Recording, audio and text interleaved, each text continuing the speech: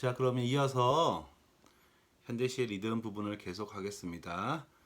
지금 강의를 보시는 분들은 이제 교재를 보시지 말고요. 제가 전 강의 교환으로 올렸던 한국 현대시에 의해 자료 2번을 보시면서 수업을 들으시면 되겠습니다. 여기는 이제 교재에 나와 있는 시의 전문을 실은 것도 있고요. 또는 이제 새로운 시를 제가 제시한 것도 있는데, 밑에 보시면 이제 그 앞선 시간에 봤던 기형도의 빈집이라든지 황금찬의 고속버스 안의 나비는 넘어가고, 그 다음 허연 시인의 7월부터 시작을 하겠습니다. 지금 하는 강의 내용은 리듬에 나왔던 내용을 한번 전반적으로 다시 한번 둘러보고요, 복습하고, 대신에 이제 교재에 없는 다른 시를 통해서 한번 간단히 앞서 배웠던 내용을 확인하는 그런 시간이 되겠습니다. 그리고 이제 여러분들이 이제 그 교재를 다음 시간에는 이제 그 심상 부분을 하게 되는데, 지금 제가 생각을 할 때 좀 여러분의 의견도 있고 해서 이렇게 찍는 것보다는 PPT를 사용해서 녹음을 할 수 있다는 것을 제가 이제야 최근에야 깨닫게 되었어요. 그래서 이 강의까지는 지금 이렇게 제 얼굴이 나오고 교환을 통해서 진행을 하는 걸로 하고요.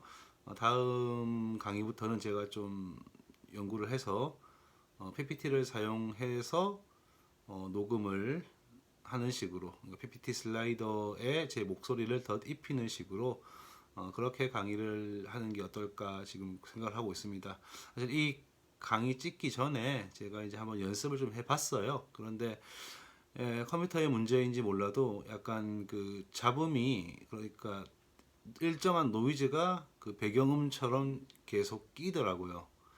그래서 이것을 좀 해결할 수 있는 방안을 좀 검색을 해야 되는데, 찾아내야 되는데 아직 그것을 찾지를 못했습니다. 그래서 그것을 찾게 되면 그 노이즈를 좀 제거한 상태에서 PPT를 중심으로 해가지고 이제 제 목소리를 더딥히는 그런 동영상을 업데이트를 하면, 여러분들이 아무래도 교재가 뭐 구교재가 있을 것이고 신교재가 있을 것이고 좀 다를 텐데, 교재 내용을 좀 이제 간략하게 더 파악할 수 있게 그렇게 하도록 하겠습니다. 그리고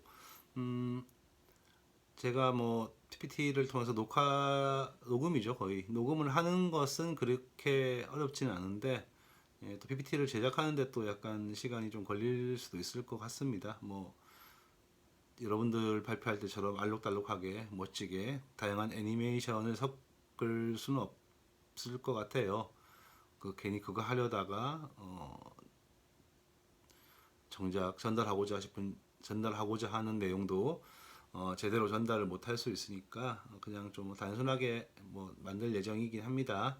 이렇게 뭐 그냥 거의 글자 중심으로 만들 예정이긴 한데, 그래도 이제 조금 시간이 걸릴 것 같아서 그렇다고 해서 뭐 업데이트가 늦는 건 아니고요. 뭐 시간이 걸릴 수 있으니까 가능한 한 제 시간에 이제 목요일 날까지 업데이트를 하겠는데, 혹시나 또 뭐 여러 지금 컴퓨터의 문제라든지 또 아까 말씀드렸던 노이즈 문제, 그런 게 해결되지 못한다면 또 어떻게 다른 식으로 해야 될지 모르겠다는 생각이 듭니다. 예. 좀 양해해 주시고, 저번에도 말씀드렸듯이 이게 뭐 잠깐 임시 변통으로 한 2, 3주, 3, 4주 정도 찍고 말 거라고 생각을 했기 때문에 그냥 이런 식으로 강의를 해 나갔는데, 지금 뭐 분위기를 보아하니 일단 우리 대학도 4월까지 계속 이 비대면 강의가 시작될 것 같고요. 뭐 오늘이 4월 9일이죠. 오늘 뉴스를 보니까 뭐 30명대 정도의 확진자, 대구 같은 경우는 이제 거의 한 자릿수 정도로 많이 줄었다고 하긴 하지만, 또 이게 또 어떻게 상황이 변할지 모르는 그런 시기이기 때문에, 또 여타 대학처럼, 서울에 있는 여타 대학처럼 뭐 한 학기를 통으로 또 비대면 강의를 할지도 모른다는 그런 생각도 듭니다. 그래서 저도 이렇게 이제 좀 얼굴을 들이매고 하는 강의보다는 최소한 그래도 뭐 제가 할 수 있는 한에서는 좀 최대한 여러분들의 좀 듣기 편하게 도움이 될 수 있게 그렇게 제작을 해보려고 그렇게 시도 생각을 하고 있습니다. 그렇기 때문에 여러분들도 지금 이 상황에서 좀 잘 안 들릴 수도 있고 여러 가지 좀 애로사항이 있으시겠지만 다음 오늘까지만 이렇게 들으시고 다음 시간부터는 조금 더 나은 퀄리티의, 그러니까 뭐 퀄리티가 낮다고 해서 뭐 제 목소리가 바뀌진 않겠지만 그래도 좀 참고할 수 있는 어떤 그런 자료들을 좀 더 제시해서 한 학기 내내 이렇게 하더라도 크게 여러분들의 어떤 수업권을 침해하지 않는 식으로 한번 해볼까 합니다. 자, 그러면 앞에 내용을 한번 다른 시를 통해서 다시 한번 체크를 해보도록 하겠습니다. 우리가 제일 먼저 배웠던 것 기억나시죠? 시에서 운율에 대해서 먼저 배웠는데 운이라는 것이 뭐냐, 율이라는 것이 뭐냐라고 얘기를 할 수 있는데 운은 이제 기억나듯이 소리의 반복입니다. 소리의 반복. 같은 위치에서 같은 또는 유사한 소리가 반복되는 것이 이제 운이다. 그렇게 말씀을 드릴 수 있겠죠. 저번에 제가 이제 뭐 말씀드렸듯이 우리나라 같은 경우는 이런 운이 좀 발달하지 못했다. 특히 가공 같은 경우는 또 문장의 끝 또는 어떤 어절의 끝은 조사 내지는 어미가 주로 사용되기 때문에 사실 그것을 유사하게 반복하는 것이 어렵지 않다. 그렇기 때문에 큰 의미를 가지지 못한다. 운을 자유자재로 활용한다는 것은 그 영미시라든지 한시 같은 경우는 그 사람의 어떤 시 창작 능력을 재는 거예요. 우리는 뭐 그런 운이 없기 때문에 사실상 굉장히 시를 짓기가 편합니다. 운을 생각하지 않아도 되기 때문에. 그런데 영미시라든지 한시는 항상 운을 생각해야지만이, 즉 적절한 단어를 생각하는 것에 끝나지 않고 그것이 어떻게 발음되느냐까지도 고려를 해서 단어 의미를 만들어야 되기 때문에, 창작을 해야 되기 때문에 어렵다는 것이죠. 그래서 그 예전 삼국지를 아시는 분은 잘 아는 일화겠지만 그 조조의 아들 조비가 있죠. 조비가 장남이고 위에 한 명이 더 있지만 좀 일찍 죽었고, 조비가 장남이고 그 밑에 조식이라고 또 있었습니다. 그런데 이제 조조가 똑똑한 문학적 재능이 좀 출중한 그 조식이라는 아들을 이제 왕위를 이을 후계자로 생각을 했는데 이제 중신들이 다 말려가지고 결국 조비를 왕세자라고 해야 되나요? 그러니까 자신의 뒤를 이을 사람으로 앉히게 되는데, 나중에 이제 조조가 죽고 나선지는 모르겠으나 이제 조비가 이제 그 사실을 알게 되고 동생을 굉장히 질투를 하게 되죠. 그래서 동생을 이제 어떻게 한번 없애볼까라고 생각을 해서 동생을 부릅니다. 조식을 불러가지고 7걸음 안에 시를 지어라. 그렇지 못하면 너를 죽여버리겠다. 라고 얘기를 합니다. 이게 정사에 나온 내용인지 아니면 뭐 연희의 창작인지 모르겠으나 그렇게 하니까 이제 조식이 문학적 재능이 워낙 탁월했기 때문에 7걸음 안에 시를 지어요. 뭐 콩이나 치를 제가 정확하게 기억은 안 나는데 콩 가지를 태워서 콩을 삶는다. 왜 같은 뿌리에서 났는데 이렇게 한쪽을 서로 죽이려고 하느냐.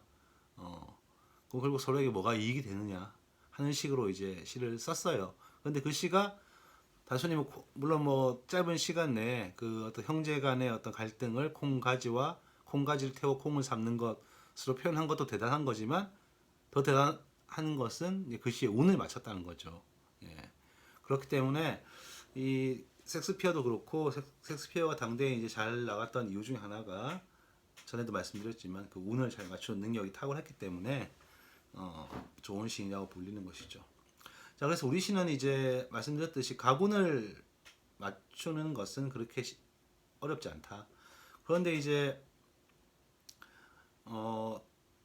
그렇기 때문에 뭐 의도적으로 서술어를 통해서 비슷한 서술어를 서술형 어미를 종결 어미를 반복해가지고 나름의 이제 가군의 효과를 줄 수는 있죠. 그게 어렵진 않다는 얘기지. 그런데 이제 또 두운이라는 것도 있죠. 두운. 앞머리에 이제 비슷한 또는 같은 소리를 반복하게 하는 것도 있는데, 제가 저번에 이제 각운의 우리 시의 각운의 예로서는 황지운의 뱀풀이라는 시를 말씀드렸습니다. 근데 이번에는 좀 다른 시를 제가 한번 찾아봤는데 이 허연이라는 시인의 칠올이라는 시를 한번 보겠습니다. 자, 이 시는 일단 가군이 있나요? 볼까요? 아파했는지, 당신이었는지, 내 곁에 있는지, 그대가 있었다. 얼마나 사랑하는지. 사연에서 약간의 변주가 있지만 1, 2, 3, 5연 모두 어떻습니까? 뭐뭐 하는지 라는 의미로 끝을 내었죠. 뭐 근데 우리말에는 말씀드렸지만 이게 어렵지 않죠. 예, 같은 어떤 음가를 가진 같은 문장 성분, 같은 의미를 가진 같은 문장, 같은 발음은 당연히 뭐 그것을 뭐 가군이라고 하지 않는다라고 했으니까. 그런데 이 시에서 제가 좀 신경을 써서 봤던 거는 오히려 가군보다는 두운이에요, 두운. 자, 처음에 보시면 쏟이란 말 보시죠. 쏟아지는 할 때 쏟. 그리고 2연 보시면 체념, 체. 3연 보시면 칠. 4연 보시면 또 칠. 5연은 뭐 여름날에서 좀 다른데 1년, 2연, 3년, 4연 다 어떻습니까? 발음이 국어학 배우시면 아시겠죠? 시옷, 지옷, 아니지. 시옷하고 지읒하고 치읒은 같은 음가입니까? 예. 정확하게 기억 안 나네요. 어쨌든 이제 쏟이라는 말, 칠 전부 다 좀 강한 된소리 또는 거센소리. 그리고 특히 2, 3, 4연은 전부 다 치읓으로 체념, 7월 뭐 같은 뜻이 같은 단어가 반복되긴 했지만 이렇게 이제 1, 2, 3, 4연 다 조금 이제 된소리 또는 거센 소리로 시작을 하고 있습니다. 그래서 이제 이 시 자체가 제가 읽어봤을 때도 그렇고 여러분들이 읽어보셔도 아시겠지만 어떤 그 좀 약간 처연하고 불안한 어떤 그런 정서를 드러내고 있거든요. 쏟아지는 비를 피해 찾아갔던 짧은 처마 밑에서, 그리고 또 1년을 봐도 1년의 일행을 봐도 쏟아지는 비를 피해 찾아갔던 짧은 처마. 이렇게 이제 좀 이 시는 어떻습니까? 된소리 또는 거센 소리를 좀 의도적으로 반복을 하고 있는 것 같고, 또 부분 그런 거센 소리를 연속으로 배열을 했어요. 김영랑의 시와는 반대죠. 김영랑의 시 같은 경우는 부드러운 소리를 연속으로 배치를 해서 좀 시가 좀 따뜻하고 부드러운 편안한 그런 느낌을 주는 데 비해서 여기 이 시는 오히려 조금 거센 소리 또는 센 소리 그런 것들을 중심으로 배열을 했고, 첫머리에 배열을 하기도 했고, 중간중간에 보시면 또 이제 일연의 일행처럼 말이죠. 굉장히 거센 소리들을 연달아서 배열을 했습니다. 배열을 했어요. 그래가지고 이 시에서 드러내는 주제와 관련된, 즉 나의 어떤 그 불안한 정서 그런 것들을 효과적으로 표현하고 있습니다. 그래서 시에서의 어떤 이런 그 운 같은 경우는 우리 시에서는 잘 보이지 않고, 제가 사실 이것도 찾은 것도 약간은 억지일 수도 있어요. 그런데 더 중요한 것은 이런 어떤 운이란 것을 유사한 소리의 반복이라고 보자면 그 어떤 소리가 주는 어떤 이미지를 통해서 시 전체의 이미지를 또는 주제를 환기시킬 수도 있다는 것을 이제 보여드리고 싶었던 거죠. 김영랑의 시도 그런 유인데, 이 시는 이제 김영랑의 시처럼 뭐 부드럽고 편안한 느낌을 주는 것이 아니라 굉장히 이제 좀 흔들리고 좀 불안정한 그런 어떤 화자의 내면 심리 상태를 보여주고 있습니다. 그래서 사연의 일행도 마찬가지죠. 7월의 길에는 체념이 있다. 그리고 5연의 일행도 천국이 아니고 7월에 나는 체념뿐이어도 좋은 것. 이런 식으로 또박또박 읽어서 시를 즐기게 되면 이 시는 이제 이 발음으로서, 운으로서 엄밀한 의미의 운은 아니지만 나름의 운으로 음악적 요소를 통해서 주제를 형상화하고 있다. 그렇게 보셔도 무방하겠습니다. 그리고 이제 마지막 여름날, 그러니까 1, 2, 3, 4형 같은 경우는 이제 된소리라든지 거센 소리 그런 것으로 표현을 했는데 첫 단어를 첫 음절을요. 그런데 5형 같은 경우는 이제 여름날이라는 것을 저기 이제 좀 유음이죠. 유음 부드러운 말로 시작을 한 것은 1, 2, 3, 4형과 5형의 내용은 다르죠. 1, 2, 3, 4형은 아프다. 1년은 아프다. 2년은 체념처럼 땅바닥에 떨어져 이리저리 낮게만 흘러다니는 빗물을 보며 당신을 생각했는지, 빗물이 파놓은 깊은 골이 어쩌면 당신이었는지, 마음속의 골을 이야기하는 것이죠. 3년은 지옥 같았던 눈물은 왜 내 곁에 있는가. 부정적이죠. 3년도.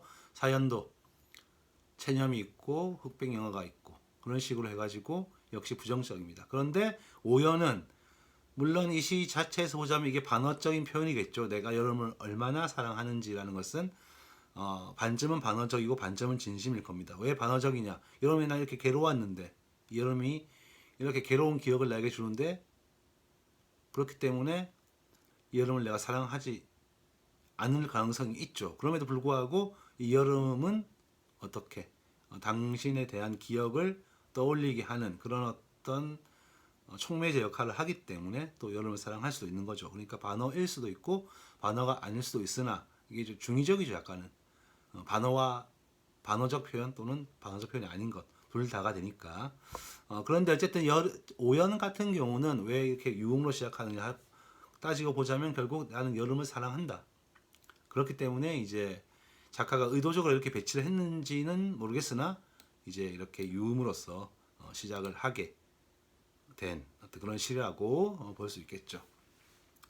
그리고 이제 엄밀한 의미의 가구는 아니지만 이 마지막 그 연의 마지막 음절을 보시면 1년, 2년, 3년, 5년은 지로 끝나죠. 그리고 4년은 다로 끝납니다. 그 이제 무슨 차이가 있겠습니까? 1년, 2년, 3년, 5년은 지로 끝난다는 것은 뭐야? 나의 상태를 이야기하는 것이고, 나는 지금 이렇게 하고 있다. 사랑하는지, 있는지, 당신이었는지, 뭐 이렇게 하는 것은 결국에는 뭡니까? 과거와 현재가 이어져 있는 어떤 그런 상태를 나름대로 표현을 한 것 같고요. 사연에 그대가 있었다라는 것은 뭡니까? 이제 가버린 잊은 그대가 있었다라고 했으니까 이제 지금 존재하지 않는 부재하는 어떤 상태를 이야기하는 것일 수도 있고, 그러니까 1, 2, 3, 5년은 나의 어떤 심리 상태, 과거와 연결된 나의 심리 상태, 그리고 4년 같은 경우는 이제 과거 완료, 영어로 치면 지금은 존재하지 않는, 과거에는 있었지만 지금은 존재하지 않는 나, 그런 차이가 있기 때문에 이 서술어가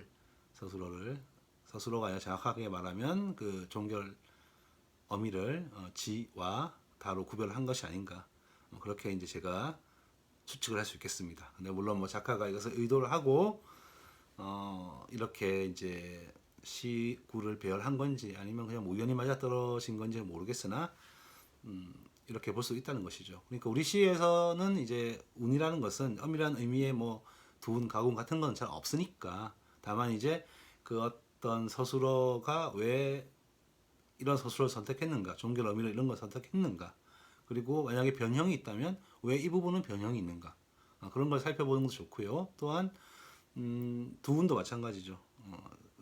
제일 처음에 나오는 음절의 발음이 이 시 같은 경우는 1, 2, 3, 4, 5연 중에서 1, 2, 3, 4연은 좀 강한 발음이고 5연은 부드러운 발음이다. 그렇다면 이 차이는 시의 내용과 좀 관련이 있는 건지 아니면 그냥 뭐 어쩌다 보니 이렇게 된 건지 그렇게 생각을 할 수도 있겠죠.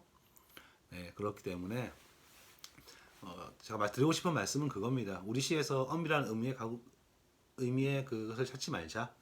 뭐 가군, 두군 그런 걸 찾지 말자. 황주처럼 실패한다. 다만 시에서 앞선 시간에 말씀드린 것처럼 분행이 그러하듯이 이 어떤 같은 소리가 만약에 유의미하게 반복된다고 보자면 그 반복이 의미하는 게 뭔가, 반복이 이 시에서 어떤 주제를 어떻게 환기시키기 위해서 이렇게 배열되었는가, 반복되었는가, 뭐 그런 것들을 찾아보는 것은 충분히 의미가 있다고 생각합니다. 이 시를 제가 한번 낭독해서 읽어봤는데, 읽어보니까 확실히 이제 이 거센 소리, 특히 치엇을 많이 사용한 거센 소리가 굉장히 이제 이 시를 읽을 때 좀 약간 리드미컬한 측면과 동시에 좀 이제 불안함, 흔들림 그런 것들을 약간 이제 드러내주는 그런 효과가 있었던 것 같아요. 예. 그래서 의외로 이 시는 그냥 굉장히 최근에 지어진 시긴 하지만 또 이제 이런 음악적 성격을 조금 시에서 반영을 하려고 했던 것 같습니다. 자, 그리고 그럼 여기서 이제 두 운행과 관련된 것은 이제 우리 시에서 이렇게 주로 드러난다. 그 말씀을 드리고 싶었던 거고요. 그 다음 봅시다. 그 다음 보시면 이제 김용택의 섬진강이 있습니다. 이건 이제 음수율과 관련을 해서 제가 찾은 시입니다.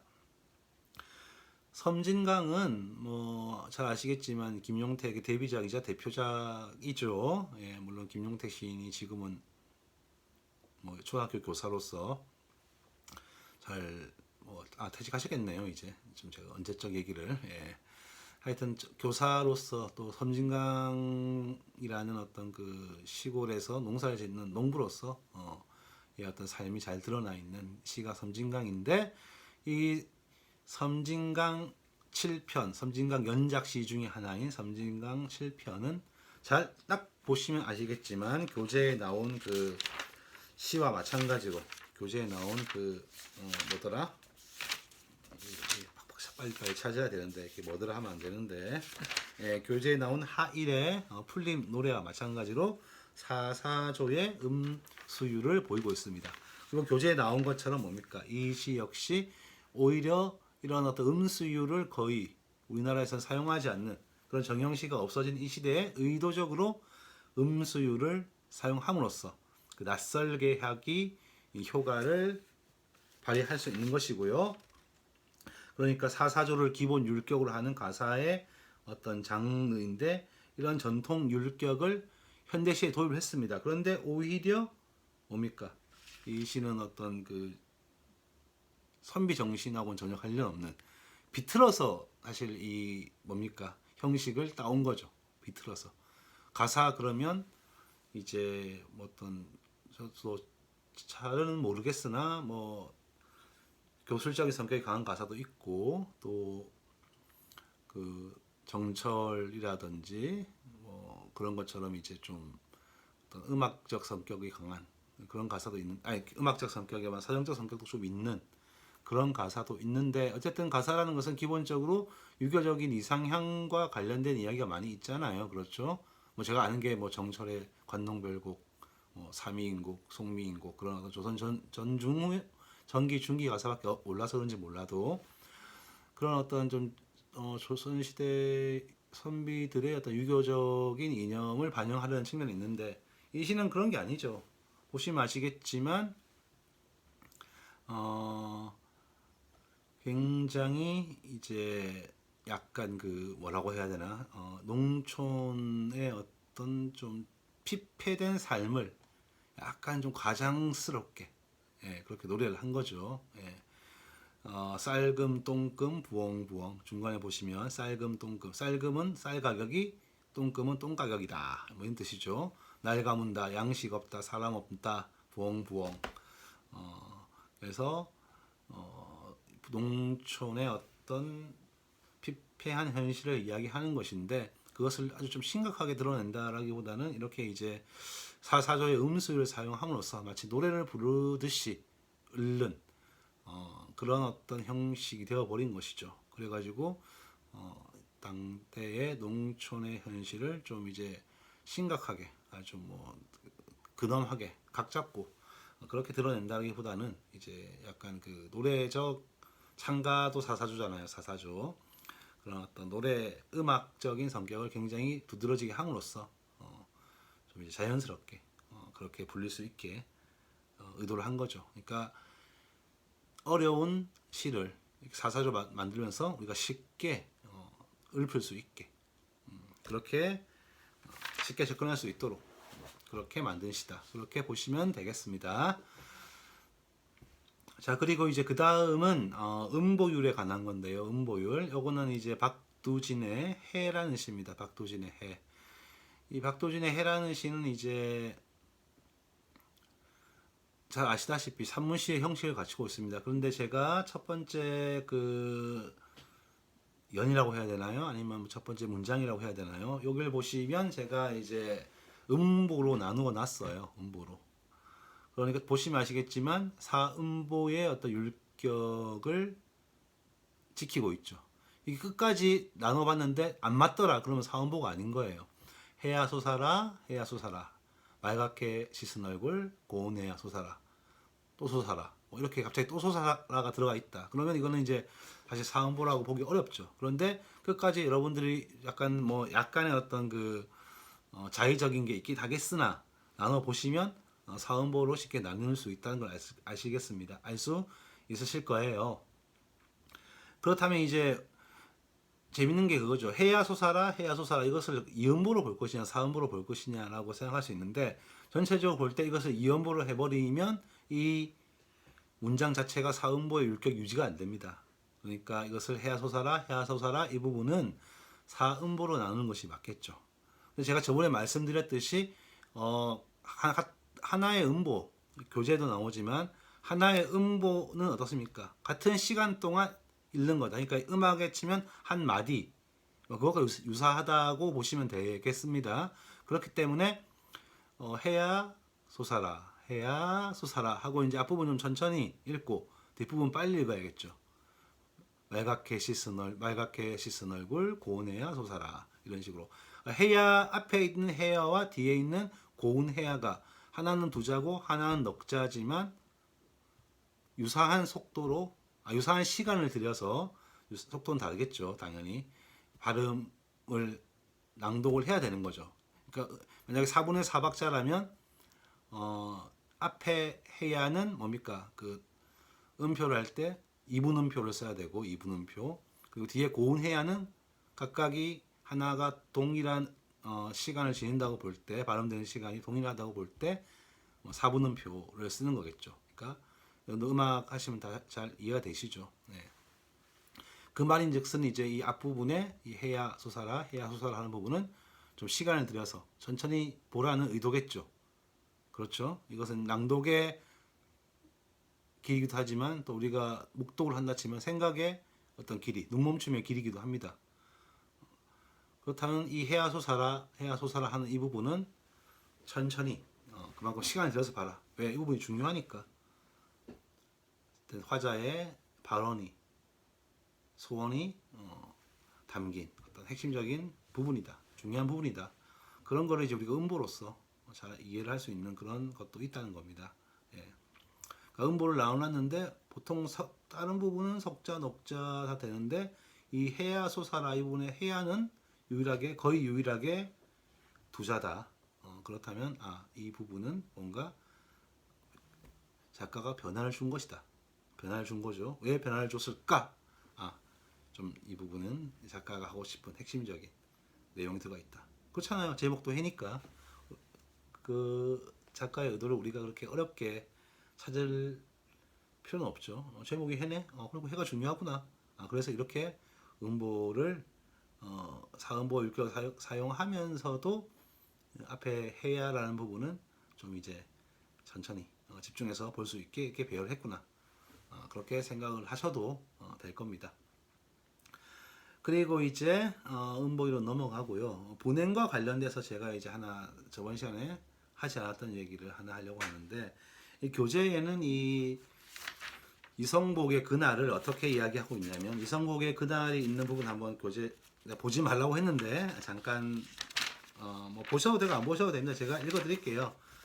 이 분행과 시의 형태라는 부분에서 이성복의 그날에 대해서 어떻게 설명을 하고 있냐면 행가리의 규칙성이 없다. 행가리의 어떤 그 시행이 의미가 완결되기도 전에 2월이 되어버립니다. 행가리가 되어버린다는 얘기예요. 그 행가리의 근거는 무엇이냐? 이 책에서는 그냥 어떤 그 형태상으로 어떤 글자 수를 일정하게 유지하기 위해서, 즉 이 시를 딱 눈으로 보시면 어떻습니까? 거의 이제 약간의 차이 있지만 거의 뭐 직사각형에 가까운 그런 식의 형태를 유지하고 있죠. 그렇기 때문에 저자는 이 시의 약간 무질서한 행가리를 형태상으로만 어떤 기준을 잡으려고 했어요. 예. 행가리가 뭐 리듬이나 장면, 의미론적 단위를 기준으로 하지 않기 때문이다라고 이야기를 했습니다. 자, 그런데 우리가 항상 시를 볼 때 좀 재밌게 볼 수 있는 부분이 하나인데 뭐냐면 그런 규칙이 지켜지지 않는 거에 있다는 거예요. 아까 제가 그 7월이라는 시 있잖아요. 허연의 7월이라는 시도 앞부분에 전부 다 약간 거센 소리 된 소리로 발음되는데 왜 마지막 연은 거센 소리가 아닐까? 그리고 종결 어미도 1, 2, 3, 5연은 지로 끝나는데 왜 4연은 다로 끝날까? 이 차이로 시의 내용을 조금 시의 내용과 관련해서 설명을 드렸는데 이 이성복의 그날도 보시면 아시겠지만 마지막 두 행은 의미론적인 단위를 기준으로 해서 분행이 되고 있습니다. 아무도 그날의 신음 소리를 듣지 못했다. 모두 병들었는데 아무도 아프지 않았다. 보시면 길이도 앞에 있는 부분의 행보다는 글자 수가 적어요. 짧아요. 지금 이게 여러분들 프린트로 보시면 이제 페이지가 나누어져 가지고 잘 모를 수도 있는데 만약에 살짝 붙여서 보시면 해볼까요? 네. 붙여서 한번 해보세요. 보시면 짧아요. 네. 그러니까 앞에 1행부터 2, 3, 4, 5, 6, 9, 10, 17행까지는 어떤 분량을 중심을 해가지고 반듯한 직사각형을 유지하는 듯한 행가를 했습니다. 의미하고는 관계없이 그냥 적당히 글자 수가 차면 다음 행으로 넘어갔어요. 그런데 마지막 두 행, 18, 19는 그렇지 않아요. 숫자도 적고 글자 숫자도 적고 또 이제 딱 의미 하나의 문장이 맞히면 바로 행가를 했어요. 예. 왜 그랬을까? 생각을 해보세요. 예, 수업 시간이면 제가 좀 여러분들에게 한번 좀 여러분들 의견을 물어봤을 텐데 지금 그러지 못하고 있죠. 그러지를 못하고 있기 때문에 바로 답을 말씀드리겠습니다. 자, 이 시를 한번 읽어보세요. 1년부터 17년까지, 1행부터 17행까지는 뭡니까? 그날에 대해서 묘사를 하고 있습니다. 그리고 마지막 두 행은 뭡니까? 그날에 대한 시적 화자의 평가예요. 그날에 대해서 평가를 하는 거야. 아무도 그날에 신음 소리를 듣지 못했다. 모두 병들었는데 아무도 아프지 않았다. 즉 비정상적인 일상의 모습을 시인은 포착을 하고 그것에 대해서 평가를 내리는 부분이 마지막 두 행. 나머지 앞에 행은 뭡니까? 그날이라는 모두 신음 소리를 내고 있는데 아무도 듣지 못하는, 그리고 병들었는데 아무도 아프지 않는 그 이상한 상황, 그 상황을 묘사하고 있는 것이죠. 그렇기 때문에 이게 분연은 안 되어 있으나 앞과 뒤에 뭡니까? 내용은 완전히 다르죠. 예, 다르죠. 그렇기 때문에 행가리의 어떤 규칙이 달라진 겁니다. 그렇다면 또 하나 더, 왜 앞에 부분에는 이렇게 행가를 했을까? 왜 이런 직사각형의 모습을 맞추려고 했을까? 지금 제가 드리는 내용은 이제 하나는 저의 상상이고 하나는 밝혀진 내용, 시 평론가들이 했던 내용이에요. 일단 기본적으로 이 그날이란 시를 읽어보시면 어떻습니까? 아무렇지도 않은 일상을 묘사한 것 같으나 그 안에 굉장히 부정적인 요소가 많이 담겨 있어요. 시인이 평가한 것처럼 모두 병들어 있어요. 그런데 병들어 있음에도 불구하고 아무도 병이 드는지를 몰라. 왜? 아프지 않으니까. 그러니까 우리가 평범한 일상이라고 생각했던 것들이 사실은 굉장히 문제가 있다는 것을 보여주기 위한 부분입니다. 그렇기 때문에 아버지는 7시 기차를 타고 금천으로 떠났고 여동생은 9시 학교를 갔다. 그날 어머니의 낡은 다리는 통통 부어올랐고 나는 신문사에 가서 하루 종일 노닥거렸다. 보세요. 아버지는 금천 가고 여동생 학교에 가고 어머니는 고생을 하는데 난 노닥거리고, 이게 일상입니다. 그러나 문제가 있는 일상이죠. 누구는 놀고 누구는 학교 가고 누구는 뼈 빠지게 일하고. 그 다음 볼까요? 전방은 무사했고 세상은 완벽했다. 없는 것이 없었다. 그날 역전에는 대낮부터 창녀들이 서성거렸고 몇 년 후에 창녀가 될 애들은 집안을 도우거나 어린 동생을 돌보았다. 예, 역전에 창녀가 서성이고 전방은 무사하고 아무 일도 없는 것 같지만 역전에는 창녀가 서성이고 그리고 이제 나중에 창녀가 될 애들이 집안을 도우거나 어린 동생을 돌보았다. 이게 제대로 된 어떤 일상의 모습 아니죠. 또 그날 아버지는 미수금 횟수 관계로 사장과 다투었고 여동생은 애인과 함께 음악회에 갔다. 그날 퇴근길에 나는 붓을 씌는 여자를 보았고 사람이 사람을 사랑하면 죽일 수도 있을 것이라고 생각했다. 비정상적인 인식. 그날 태어난 나무들 위에 날아오르는 것은 다 새가 아니었다. 나는 보았다. 잔디밭 잡초 뽑는 여인들이 자기 삶까지 솎아내는 것을. 집 허무는 사내들이 자기 하늘까지 무너뜨리는 것을 나는 보았다. 새점 치는 노인과 변통의 다정함을.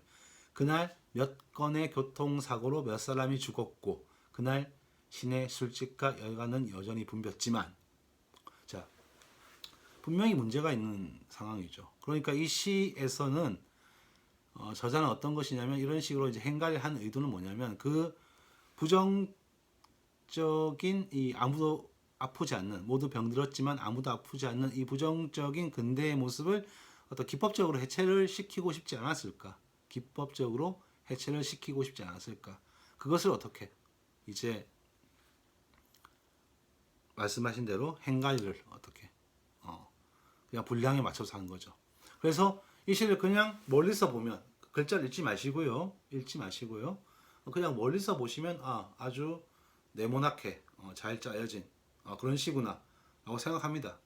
근데 가까이서 보면 내용을 읽어보면 멋대로 행가리가 되어 있는 거예요. 예. 이것 역시 어떤 시인의 의도가 아닐까. 예. 얼핏 보기에는 아무 이상도 없는 것처럼 보이는 이 그날의 일상이 자세히 들여다보면 아주 문제가 많은 그런 일상이다라는 것을 보여주기 위한 어떤 시도가 아니었을까. 그래서 시인이 의도적으로 이 그날을 묘사하는 부분은 의도적으로 그 직사각형, 바르게 직사각형으로 보일 수 있게 했습니다. 그런데 딱 가까이 보면 그래도 현실이 분행에 의해서 해체되어 있죠. 분행에 의해서 해체되어 있죠. 그러니까 이 일상적인 것을 비일상으로 보게 하는 일종의 낯설게 하기하고 관련이 있죠.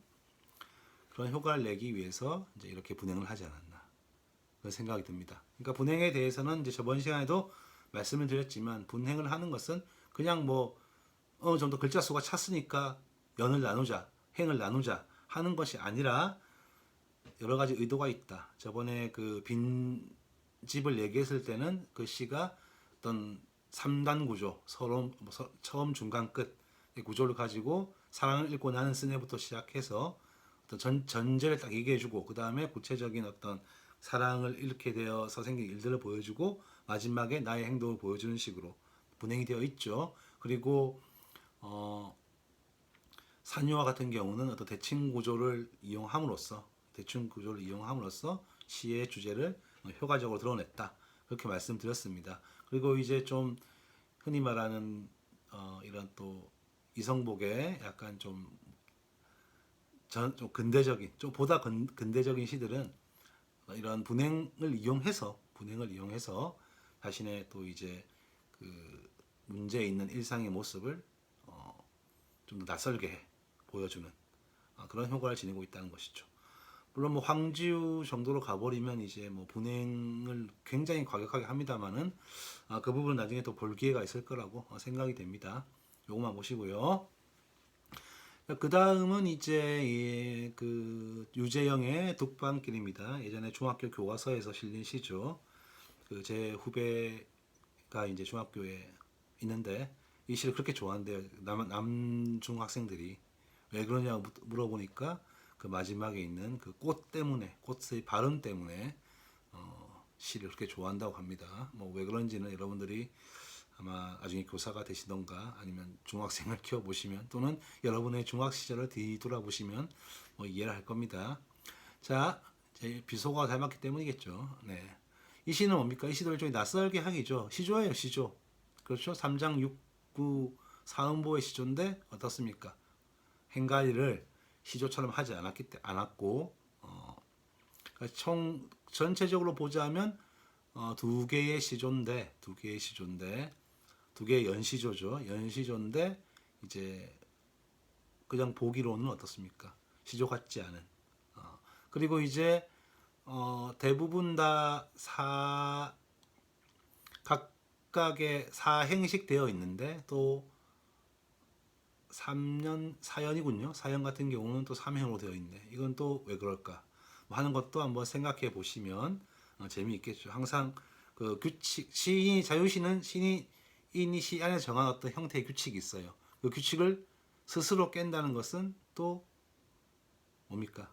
어떤 의도가 있다라고 볼 수 있겠죠. 네. 자, 그리고 이제 마지막 스칸디나비아라도 뭐라고 하는 이 시는 이제 신동엽 시인의 산문시입니다. 이 산문시는 이제 자유시에서 어떤 극한의 모습을 보여준다고 볼 수 있겠죠. 아예 이제 음악성 따위는 신경 쓰지 않겠다. 이미지라든지 아니면 이제 뭐 언어적인 표현 효과 그런 것을 중심으로 쓰겠다라는 것을 보여주는 시죠. 물론 이제 박도진의 해처럼 사음보의 율격이 느껴지는, 그러니까 겉보기에는 산문시나 잘 살펴보면 율격이 드러나는 그런 시가 있긴 합니다만은 산문시는 기본적으로 이제 율격이 완전히 사라진 시다라고 볼 수 있겠죠. 그러니까 분행을 하게 되면 아무리 그 멋대로 분행을 한다 하더라도 그 분행 자체가 힘이 되기 때문에 어떤 음악적 성격을 부여하는 힘이 있기 때문에 우리가 그것을 낭독을 하든 아니면 속으로 묵독을 하든 간에 읽을 때 약간의 뭐 심이라든지 그런 효과를 주잖아요. 예. 그리고 왜 여기서 분행을 했을까 하는 의도를 생각해 보게 되고, 그런데 산문시는 이제 그런 거를 이제 한마디로 어떻게 한 겁니까? 완전히 이제 그런 의도를 음악적 성격을 싹 빼버리고 언어적인 측면만, 언어적인 측면, 의미적인 측면 그런 것을 강조하겠다는 것이죠. 이 시는 어떻습니까? 어떤 좀 어떤 한 장면이 상상되는 어떤 그런 시라고 할 수 있겠죠. 스칸디나비아라던가 뭐라고 하는 고장에서는 아름다운 석양 대통령이라고 하는 직업을 가진 아저씨가 곧 리본단 딸아이 손 이끌고 백화점 거리 칫솔 사러 나오신단다. 자, 그러니까 스칸디나비아라는 어떤 뭐 북유럽 우리에게는 어떻습니까? 그 복지국가로 알려진. 근데 지금 코로나 사태로는 약간 이제 그 명성이 좀 많이 안 좋아지긴 했지만 뭐 스웨덴 같은 경우가 그렇죠. 자연에 맡기는 식으로 해가지고 많은 사상자가 나고 있는데, 근데 이거 신동엽이 쓴 시라는 걸 생각해 보시면 이때가 뭐 60년대죠. 60년대인데 그러니까 60년대에 이런 시를 썼다는 것은 이제 우리나라의 60년대 그 제왕적인 그 군부 독재 시절 대통령과 비교를 하자면 이 시에 드러나는 어떤 세계는 이 시인이 이상적으로 생각하는 그런 세계라고 할 수 있겠죠. 그러니까 이 당위의 세계를 이야기하는 것이죠. 당위의 세계, 당위의 세계. 그러니까 현재 존재하는 세계가 아니라 당위의 세계를 이야기하는데, 근데 문제는 이 당위의 세계는 어떻습니까? 현실과 비교해서 보자면 어떤 굉장히 현실 비판적인 성격이 있는 것이죠. 네.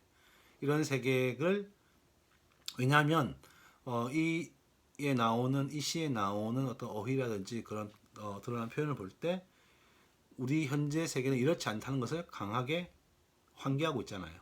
자, 대통령이란 직업을 가진 아저씨가 딸 아이 손 이끌고 백화점 거리 칫솔사가 나온다. 탄광 퇴근하는 광부들의 작업복 뒷주머니마다 기름 묻은 책 하이데거 러셀 해밍웨이 장자. 휴가 여행 떠나는 국무총리 서울역 3등 대합실 매표구 앞을 떼약볕 흡쓰며 줄지어 서 있을 때 그걸 본 서울역장 기쁘시겠소라는 인사 한마디 남길 뿐 평화스러이 자기 사무실 문 열고 들어가더란다. 남해에서 북강까지 넘실대는 물결, 동해에서 서해까지 팔랑대는 꽃밭 땅에서 하늘로 치솟는 무지갯빛 분수 이름은 잊었지만 모라군과 불리우는 그 중립국에서는 자 동해, 남해, 북강, 동해, 서해, 아까 서울역이라고 나오죠. 처음에 스칸디나비아라고 시작해놓고서는 은근슬쩍 서울로 바꿔버려요. 결국 이 뭡니까? 이거는 이제 우리나라의 어떤 이야기를 하는 거죠. 우리나라의 어떤 부정적 현실을 보여주진 않고 있습니다만은 그와 대조되는 세계를 보여줌으로써 어떤 우리 부정적 현실을 환기시키는 역할을 하고 있죠. 그리고 마지막에 반도의 달밤, 무너진 성턱가의 입맞춤이며 푸짐한 타작 소리, 춤 사색분 하늘로 가는 길가엔 황토빛 노을 물든 석양 대통령이라고 하는 직함을 가진 신사가 자전거 꽁무니에 막걸리병을 싣고 30리 시골길 시인의 집을 놀러 가더란다. 자, 얼마나 이게 지금은 이게 지금 봐도 이게 좀 환상적인 있을 수 없는 일이라고 생각될 수 있는데 당신은 어땠겠습니까? 예. 그래서 이 신동엽의 산문시를 보시면 결국에는 이거는 이제 어떤 아무리 어떻게 읽어봐도 우리가 이 시에서 좀 내재율을 찾기 쉽지 않아요. 네, 내재율을 찾기 쉽지 않고 다만 이제 이 시가 그 현실을 현실의 모습을 드러내지 않지만 또 현실과 대조되는 쉽게 대조할 수 있는 그런 이상적 모습을 드러냄으로써 현실의 부정을 강하게 환기하고 있는 좀 이제 교술적인 성격을 가진 그런 시다. 우리가 그렇게 표현을 할 수 있겠습니다. 즉 있어야 할 것을 드러내고 있는 그런 시다. 그렇게 말씀을 드릴 수 있겠습니다. 자 그러면 이제 오늘 수업 여기까지 하도록 하고요. 한번 이 시 수업이 그렇잖아요. 뭐 교재에 있는 시도 봐야겠지만 또 다른 시도 보고 또 교재에 있는 내용을 그대로 따라가는 것도 중요하지만 또 다른 평가도 다른 생각도 우리가 얘기해 볼 수 있는 것이고 뭐 그렇게 제한 이 수업을 듣는 게 좋을 것 같습니다. 그래서 저도 여러분들에게 최대한 많은 시를 제공할 수 있도록 그렇게 노력을 해보겠습니다. 자 그러면 쉬는 게 아니지. 다음 시간에 있는 이제 한다고 예고는 했으나 아직도 못 들어간 시의 심상에 대해서 진짜로 하도록 하겠습니다. 네, 수업 듣느라고 수고 많으셨습니다.